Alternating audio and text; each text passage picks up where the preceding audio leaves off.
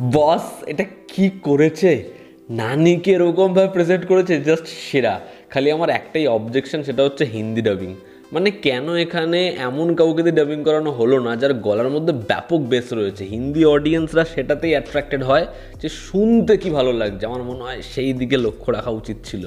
High আমি রূপম, এখন কথা হবে হিট দ্য থার্ড কেসের টিজার নিয়ে, যেটা আজকে কিছুক্ষণ আগে ড্রপ করা হয়েছে এবং টিজারটা সেটা ভাঙা হয়েছে।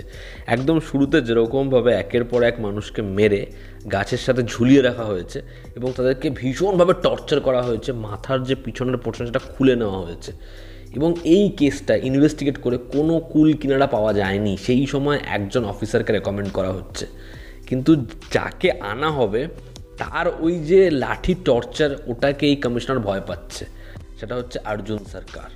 এবং সেই চরিত্রটা যখন আসছে, তার ওই মুখে সিগার নিয়ে, হাতে লাঠি নিয়ে, ওরকম রুথলেস বিহেভিয়ার, ওরকম তার অ্যাপ্রোচ, যেটা দেখলে প্রত্যেকে তাকে পুলিশ অফিসার বলতে সংশয় বোধ করে।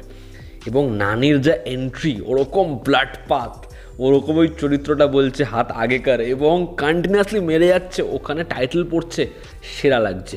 নানির যেরকম বিয়ার্ড, যেরকম লুকস, যেরকম অ্যাপ্রোচ, আমার সেরা লেগেছে। নানিকে এরকম একটা ক্যারেক্টার দেওয়া বস ব্যাপক ডিসিশন।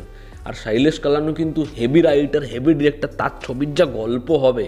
এবং hit first case, second case realistic অ্যাপ্রোচে, কিন্তু সেকেন্ড কেসের শেষ ভাগে যেরকম নানির এন্ট্রি হয়ে গেছিলো, আমি বুঝে গেছিলাম যে থার্ড কেসটা বস অতটাও রিয়েলিস্টিক অ্যাপ্রোচে থাকবে না। এবং এখন দেখে তো মনে হচ্ছে ভাই যা হবে থার্ড পার্টটা সেটা ভাঙা হবে, সেরা হবে। এবং এখানে ঠিক তারই হিন্ট দিয়েছে। ওই যে প্রত্যেককেও মারছে, টর্চার করছে, ঠিক আছে, কিন্তু শেষের যে জায়গাটা, যে ওরকম হোয়াইট স্যুট পরেও আসছে এবং সেটা পুরো লাল হয়ে গেছে শেষে, ওই যে একটা তরোয়ালের মতো কিছু একজনের পেটে ঢোকায় এবং ও ঘুরে যায় এবং তারপর যখন ওটা বের করে এরকমভাবে, শটটা দেখবে কাট হয় না, ক্যামেরাটা ওপরে সিলিংটা দেখায়, সিলিংয়ে রক্ত ছিটে রয়েছে এবং তারপর যখন ঝাপ করে ক্যামেরাটা নামায়, বডিটা মাঝখান থেকে চিড়ে গেছে, পড়ে যায়। ওই শটটা বাস সেরা। ছবিটা 1 মে আসছে। এই ছবিটা তো এরকম গোর, এরকম ধরনের সিকোয়েন্সের জন্য এই ছবিটা ভীষণভাবে অডিয়েন্স পছন্দ করতে চলেছে এবং সার্টিফাইড হবে এমনটাই মনে হচ্ছে। তবে এর মানে হিটের মূল হচ্ছে গল্প, ইনভেস্টিগেশন, সেখানে ডিটেলিং, কে কালপিট সেটাকে খুঁজে বার করা এবং সেখানে যা যা জিনিসপত্র হবে, ইন্টারমিশন পয়েন্ট এবং ছবির ক্লাইম্যাক্স উড়িয়ে দেওয়ার মতো হয়। তো আমি সেটাও আশা করব, সঙ্গে নানি ফ্যাক্টর সেটাও থাকবে। আর এটা কিন্তু একটা ইউনিভার্স, ঠিক আছে, মানে এখানে কিন্তু ফার্স্ট পার্টের যে হিরো, সেকেন্ড পার্টের আদিবিশেষ, প্রত্যেকে আসবে এই গল্পটার মধ্যে।